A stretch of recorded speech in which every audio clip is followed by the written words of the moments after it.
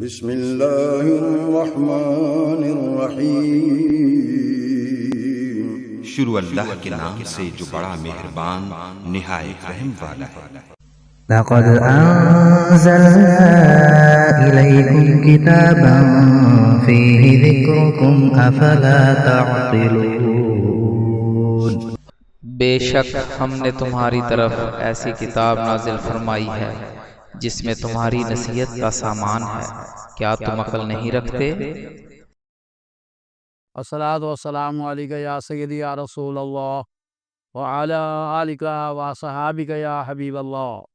الصلاۃ والسلام علیک یا سیدی یا رسول اللہ وعلی آلک وصحابک یا نبی اللہ۔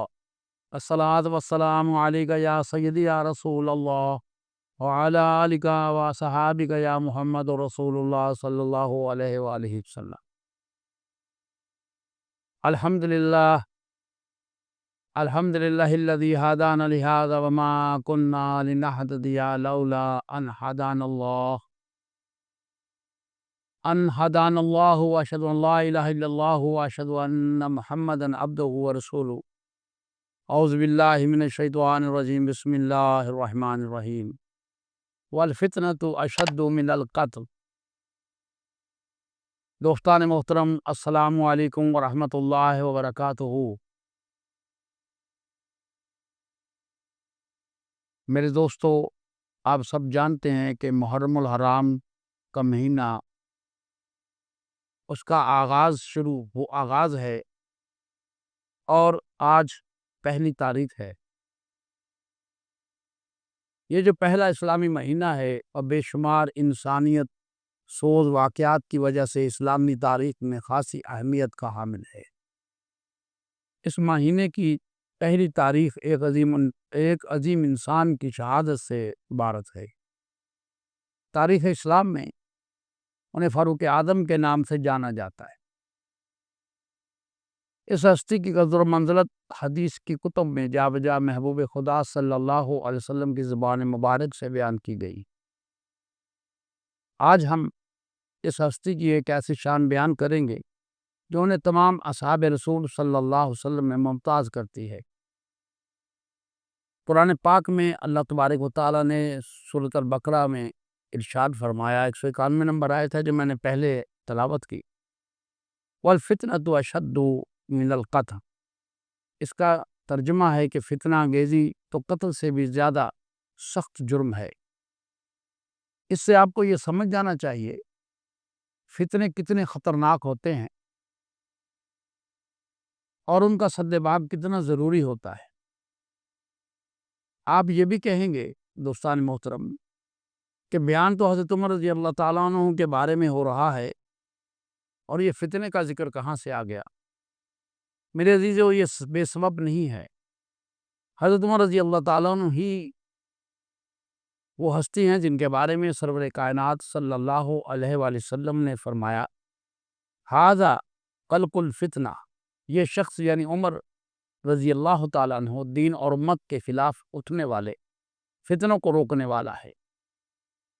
حدیث پاک میں ہے، حضرت قدامہ بن مظعون رضی اللہ تعالیٰ عنہ بیان کرتے ہیں، حضرت عمر بن خطاب رضی اللہ تعالیٰ عنہ نے حضرت عثمان بن مظعون رضی اللہ تعالیٰ عنہ کو اس حال میں دیکھا کہ وہ اپنی سواری پر سوار تھے اور ارج ایک علاقہ ہے جس میں وادی سایہ کا مقام ہے، اس وادی میں وہ چل رہے تھے کہ عمر رضی اللہ تعالیٰ عنہ کی سواری حضرت عثمان رضی اللہ تعالیٰ عنہ کی سواری کے ساتھ جا ملی اور ایسا ہوا کہ جیسے اس سواری کو دھکا دے دیا گیا ہو۔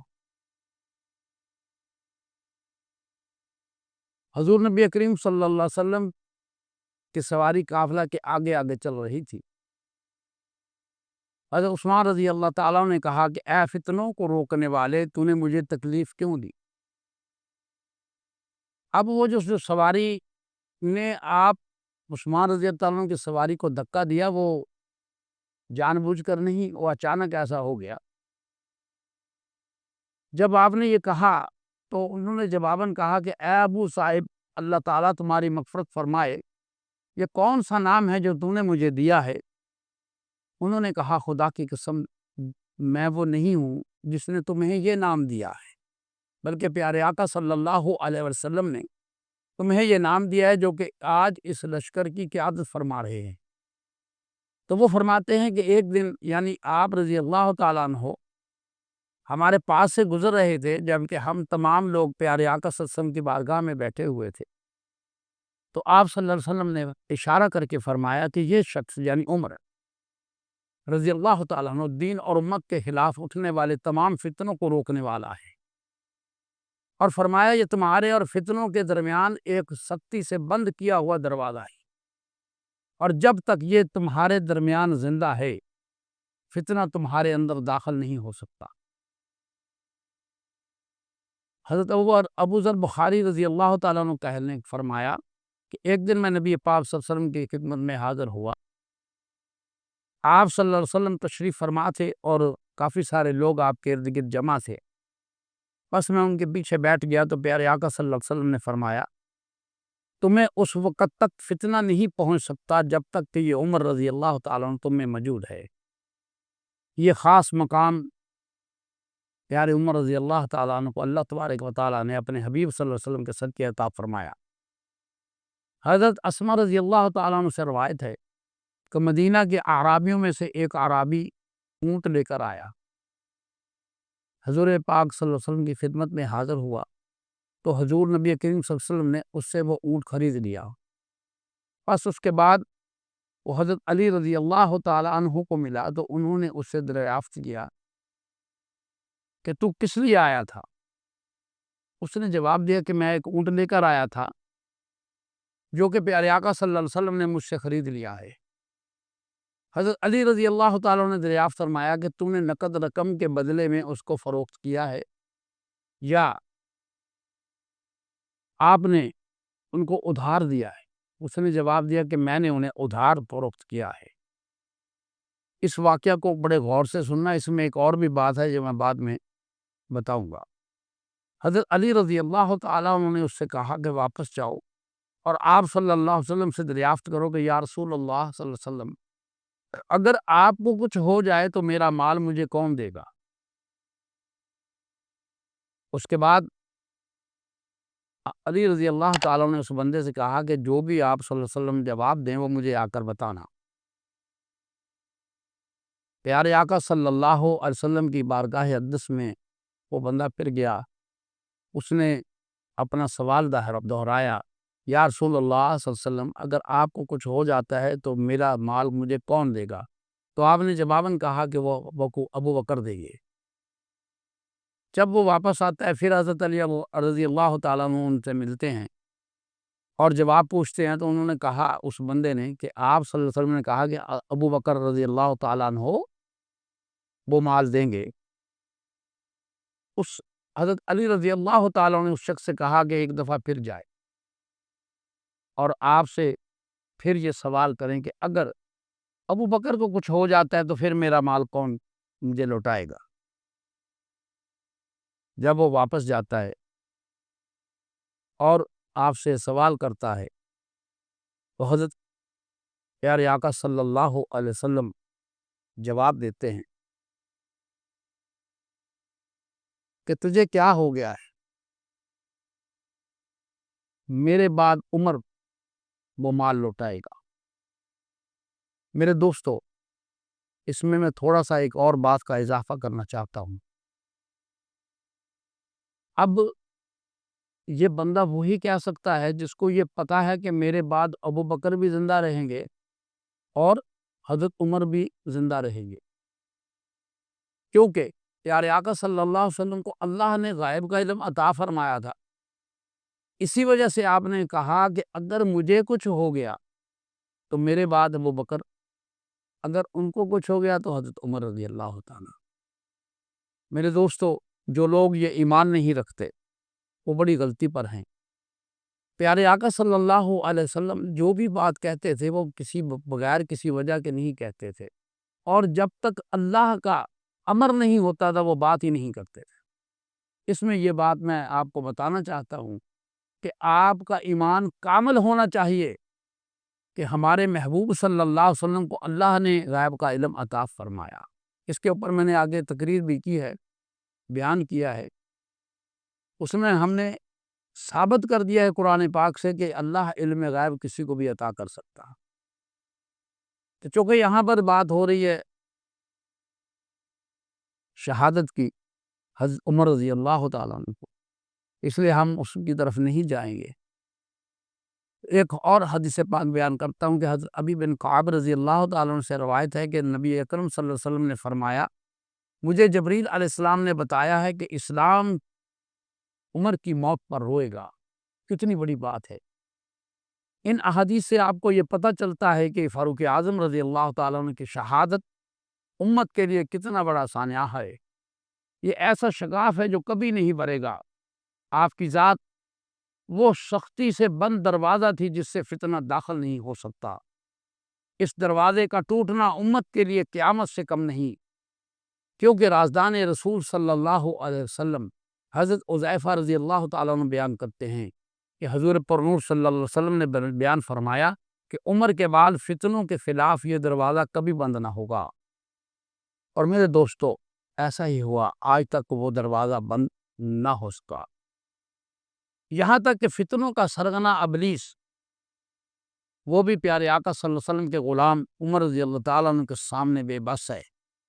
ایک مرتبہ رسول پاک صلی اللہ علیہ وسلم نے فرمایا، عمر رضی اللہ تعالیٰ عنہ جس گلی کوچے میں تم گزر جاؤ، ابلیس وہاں سے بھاگ جاتا ہے اور دوسرا راستہ اختیار کرتا ہے۔ بہرحال اللہ تعالیٰ نے حضرت عمر رضی اللہ تعالیٰ عنہ کو واقعی فتنوں کے لیے بند دروازہ بنایا۔ یہ دروازہ ٹوٹتے ہی امت فتنوں میں مبتلا ہو گئی اور آج تک مبتلا ہے۔ آپ رضی اللہ تعالیٰ عنہ کا شہادت کے وقت کا طرز عمل یہ ظاہر کرتا ہے کہ آپ رضی اللہ تعالیٰ عنہ کتنا خدا کا خوف رکھتے تھے۔ حضرت عبداللہ بن عمر رضی اللہ تعالیٰ عنہ بیان کرتے ہیں،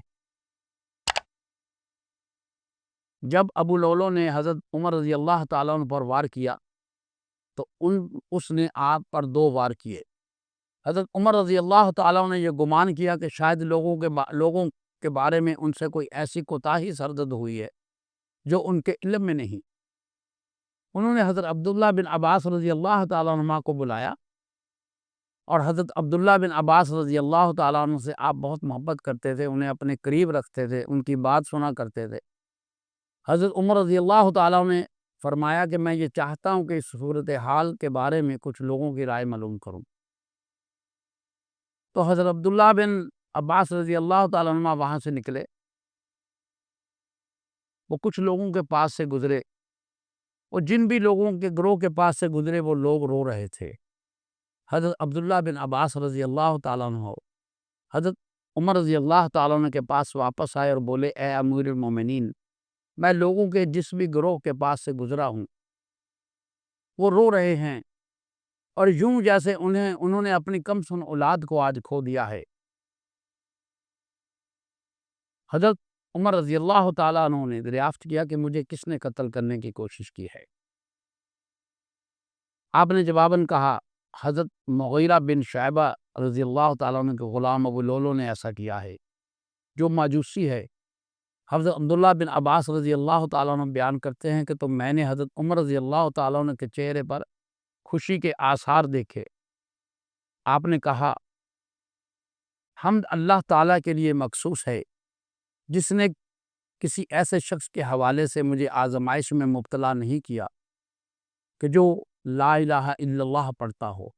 ان کا کہنے کا مقصد یہ تھا کہ میں شکر گزار ہوں رب کا کہ میں ایک کافر کے ہاتھ سے شہید ہو رہا ہوں، مجھے کلمہ پڑھنے والے نے نہیں شہید کیا۔ ہم جن کی محبت کے دعوے دار ہیں ان کا عالم یہ ہے کہ موت کے وقت بھی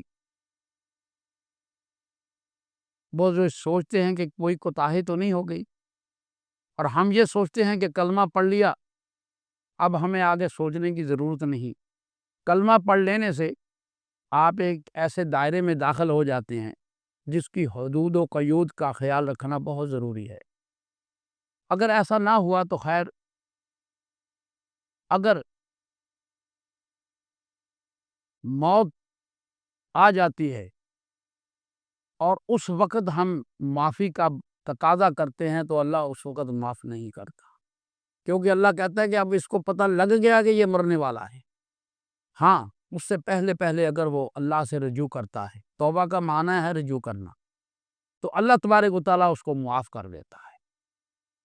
جب عمر رضی اللہ تعالیٰ عنہ کو اندازہ ہو گیا کہ اب موت قریب آ چکی ہے، تو حضرت عمر رضی اللہ تعالیٰ نے فرمایا کہ یہ وقت ہے کہ اگر مجھے ساری دنیا مل جائے تو قیامت کی ہولناکی سے بچنے کے لیے میں اسے فدیہ کے طور پر دے دوں گا۔ یہ کون کہہ رہا ہے؟ جو اللہ کے چنے ہوئے لوگ ہیں۔ یہ جتنی باتیں ہیں یہ ہم لوگوں کے لیے ایک سبق ہے کہ ہمیں خدا سے ڈرنا چاہیے، جس کے لیے رسول خدا صلی اللہ علیہ وسلم نے یہ دعا کی تھی کہ اللہ تعالیٰ آپ کے ذریعے دین اور مسلمانوں کو غلبہ عطا فرمائے گا۔ میرے دوستو، آپ کا خاتمہ شہادت کے ذریعے ہوا۔ حضرت عمر رضی اللہ تعالیٰ عنہ کو حضرت عبداللہ بن عباس اور حضرت عبداللہ بن عمر رضی اللہ تعالیٰ عنہ نے مبارکباد دی کہ آپ کو مبارک ہو کہ آپ شہید ہو رہے ہیں۔ میرے دوستو،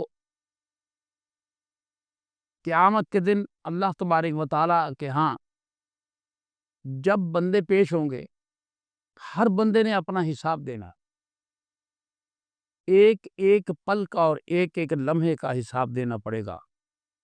حضرت عمر رضی اللہ تعالیٰ نے کہا کہ اے اللہ، ہم تیری ہی لیے مخصوص ہے، اور فرمایا کہ اے عبداللہ بن عمر، تم میرا رخسار زمین کے ساتھ ملا دو۔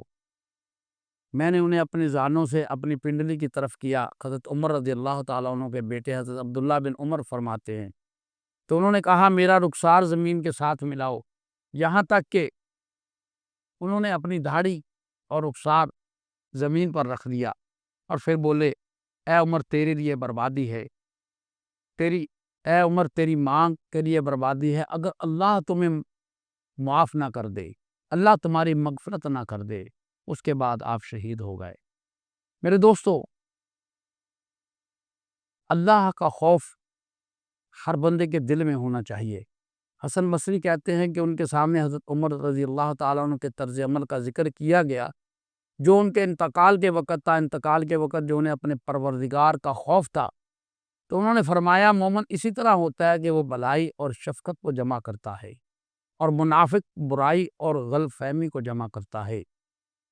اللہ کی قسم، پہلے گزرے ہوئے لوگوں میں اور باقی رہ جانے والے لوگوں میں نے ایسا کوئی بندہ نہیں پایا جو حضرت عمر رضی اللہ تعالیٰ عنہ سے زیادہ اچھائی کرنے والا ہو، ان سے زیادہ خوف رکھنے والا ہو، ان سے زیادہ شفقت کرنے والا ہو۔ میرے دوستو، محبت کا دعویٰ سب ہی کرتے ہیں، لیکن میں اکثر آپ سے کہتا ہوں دعویٰ کرنا اور بات ہے، یہ سب ہم جھوٹے دعوے کرتے ہیں۔ ہم 12 ربیع الاول کو کہتے ہیں، دوسرے جمعے کو بھی کہتے ہیں کہ ہم عاشق رسول ہیں، بڑے بڑے نعرے لگاتے ہیں۔ اس طرح محبت نہیں جتائی جا سکتی، اس طرح آپ عاشق نہیں بن سکتے۔ اگر عاشق بننا ہے تو اپنے محبوب کی ادا کو اپنانا پڑے گا، ان کے عمل کو اپنانا پڑے گا، جو انہوں نے فرما دیا اس کے اوپر عمل کرنا پڑے گا۔ اگر آپ عمل نہیں کرتے تو آپ جھوٹے عاشق ہیں، آپ کا دعویٰ ہی غلط ہے۔ میرے دوستو، جنہوں نے عمل کیا، کوئی بلال بنا، کوئی عثمان بنا، کوئی علی بنا، کوئی عمر بنا، کوئی ابو بکر بنا، کوئی طلحہ بنا، میرے دوستو اللہ تبارک و تعالیٰ نے ان لوگوں کو چن لیا۔ کیوں؟ کہ انہوں نے اپنے محبوب کی اطاعت کی، عمل کیا۔ آپ لوگوں کو بھی ایسے جھوٹے دعوے نہیں کرنے چاہیے، آپ عمل کر کے دکھائیں اور پھر اللہ کی بارگاہ میں عاجزی کے ساتھ یہ کہیں کہ اے اللہ، ہمارا یہ عمل قبول فرما۔ اترا کر نہیں، اترانا تو ابلیس کو تھا، وہ اترایا ہے اپنی عبادت پر۔ ہم کو چاہیے کہ عاجز بن کر رہیں تاکہ ہمارا انجام ان لوگوں کے ساتھ ہو جن سے ہم محبت کرتے ہیں۔ میرے دوستو، اللہ تبارک و تعالیٰ اپنے محبوب صلی اللہ علیہ وسلم کے صدقے اصلاح کی توفیق دے، آمین ثم آمین۔